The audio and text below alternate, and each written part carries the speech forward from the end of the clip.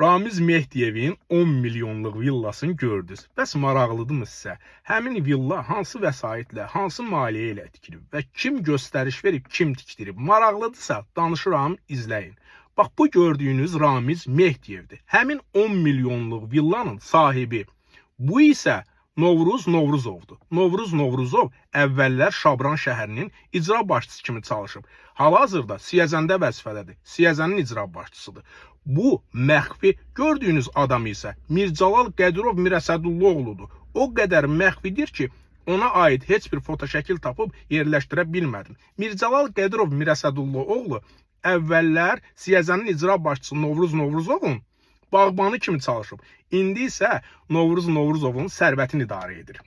Və dediyinə görə üzündə saqqallı bütün günü gəzir, vəzifədə çalışır. Hansı ki, baş məsləhətçi kimi, mən bildiyim qədərilə.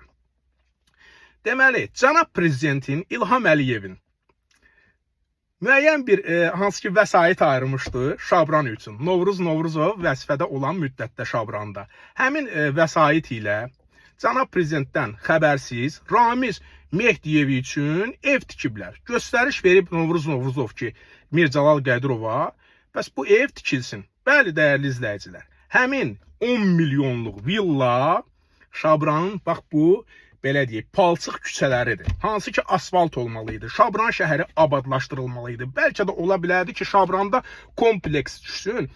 Həmin vəsaitlə tikilib o. Yəni, bilmirəm, o pul hara ayrılmışdı. Amma onu bilirəm ki, Şabranda vəzifədə olan müddətdə tikildi o villa. Və buradan bir şey də qeyd etmək istəyirəm ki, 7 hektar yeri zəbt eləyiblər. Orada hansısa kəndli əkinlə, biçinlə məşğul ola bilərdi, mal-qara saxlaya bilərdi.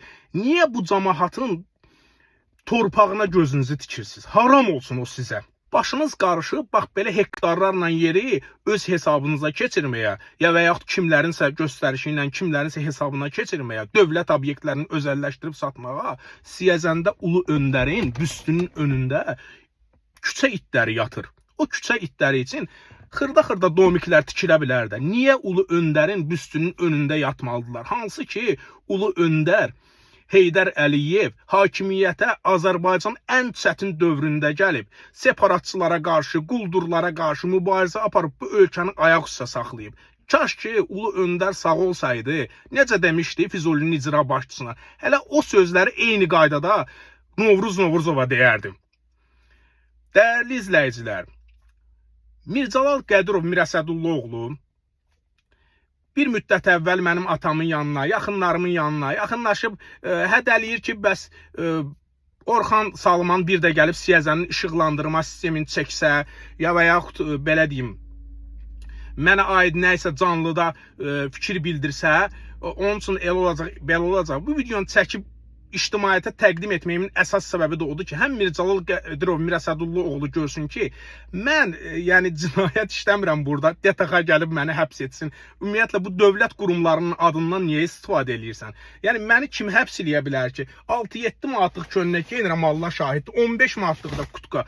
Amma buradan bir ipucu verim ki, Mircəlal Qədirov Mirəsədullaoğlunun Kapital Bankda və digər banklarda olan hesablarını araşdırmaq lazımdır ki, bir bağbanın hesabında niyə bu qədər pul var? Yəni, niyə bu qədər bir bağban gəlib mənim qarşımda rahat danışır ki, səni gəlib aparacaq, səni belə eləyəcək, səni elə eləyəcəklər. Sən bəlkə də hansı ki, o gizli qurumların adından istifadə eləyib özünü güclü göstərmək istəyirsənsə, həmin qurumlar səni özünü tapacaq, lazımı cəzanı verəcək. Sənin bir də qaçan yerdə məndə videom var, dostum. Onu burada paylaşıb, belə deyək, məsələni böyütmək istəmirəm. Dövlət qurumları çox gözəl bilir, bu adamlara lazımı cəzanı verəcəklər. Mən dövlətimizin gücünə, cənab prezidentimizə tam olaraq inanıram. Zaten Azərbaycanda müəyyən bir zaman ərzində rüşvət tamamilə yığışdırılacaq. Hər şey onlayn sistemə köçürüləcək. Yəqin ki, görürsünüz, hər şey onlayn qurulur artıq. Azərbaycan həqiqətən də çiçəklənəcək, həqiqətən də gözəlləşəcək. Özünüzə yaxşı baxın, özünüzü qoruyun.